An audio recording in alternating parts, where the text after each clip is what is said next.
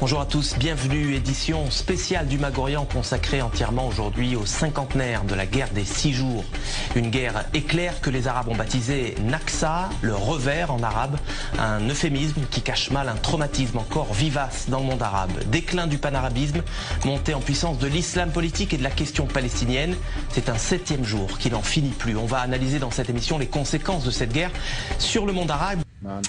Moshe Dayan, Yitzhak Rabin, Uzi Narkis, autant de noms associés à la victoire militaire israélienne en 67. Mais si je vous disais que le roi du Maroc, Hassan II, avait aussi contribué à la victoire éclair de l'État hébreu.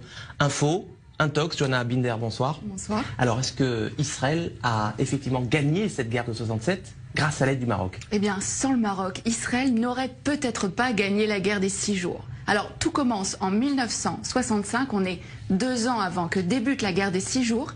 Les grands leaders du monde arabe se retrouvent à Casablanca. C'est le 3e grand sommet de la Ligue arabe. Alors, vous vous en doutez, le Mossad ne fait pas partie de la liste officielle des invités, mais il est là et il va recueillir des informations cruciales. Il y a un protagoniste, c'est Nasser, le président égyptien, le leader de la coalition arabe. Alors dans quel état d'esprit est-il à la veille de cette conférence?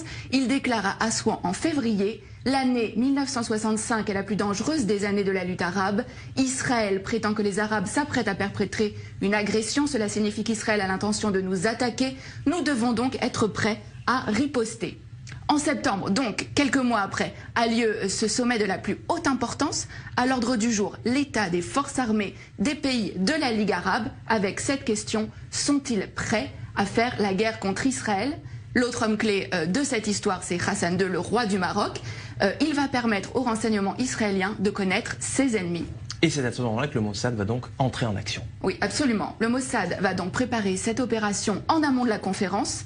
Plusieurs jours avant, une équipe du Shin Bet et du Mossad, il s'appelle à Tsiporim, donc les oiseaux, vont occuper le dernier étage du très luxueux hôtel à Casablanca où sont attendus les dirigeants arabes et où va aussi avoir lieu la conférence.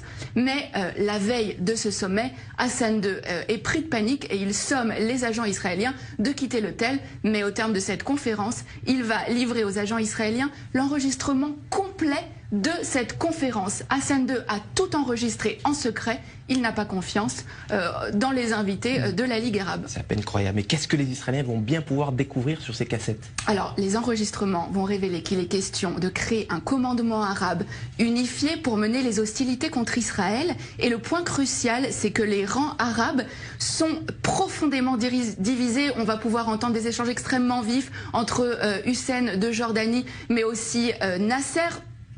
Et alors, ce qui est vraiment important, c'est que les nations arabes vont vraiment révéler leurs faiblesses. Elles ne sont absolument pas préparées pour une guerre contre Israël. Et c'est vraiment sur la base de ces informations-là que Tsahal va lancer les premières opérations de la guerre des 6 jours en 67. Alors voilà un dirigeant arabe sunnite qui est censé être solidaire de ses homologues arabes. Pourquoi Hassan II a-t-il fait ce choix?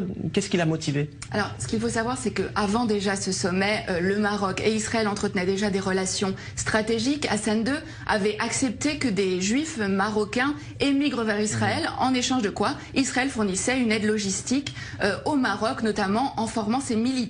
Et suite à cette opération, qui a vraiment été considérée comme le fleuron des renseignements israéliens, Israël est en dette vis-à-vis du Maroc. Seulement un mois plus tard, en octobre, cette dette a un nom, c'est Mehdi Ben Barka, le plus farouche opposant d'Hassan II.